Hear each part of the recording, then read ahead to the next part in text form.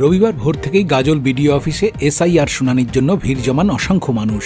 দীর্ঘক্ষণ লাইনে দাঁড়ানো এই মানুষদের হাতে টিফিন ও জল তুলে দিয়ে পাশে দাঁড়ালো মালদা জেলা তৃণমূল যুব কংগ্রেস। উপস্থিত ছিলেন জেলা যুব সভাপতি প্রসেনজিৎ দাস। সোনাক্ষী, মশলা কোথায়?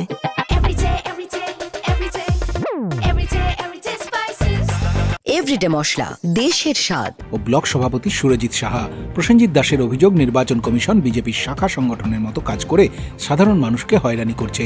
ব্লকের প্রায় 60,000 বৈধ ভোটারকে অযথা নোটিশ পাঠানো হয়েছে। সুপ্রিম কোর্টের নির্দেশ সত্ত্বেও গ্রাম পঞ্চায়েত স্তরে শুনানি শুরু না হওয়ায় ক্ষোভ প্রকাশ করেন তিনি। অন্যদিকে এই হয়রানির প্রতিবাদে রবিবার বিকেলে গাজল শহর জুড়ে বিশাল ধিক্কার মিছিল করে তৃণমূল।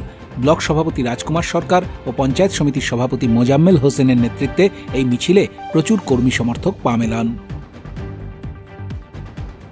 গাজল থেকে ক্যামেরায় পঙ্কজ ঘোষের সঙ্গে গৌতম দাসের রিপোর্ট, উত্তরবঙ্গ সংবাদ।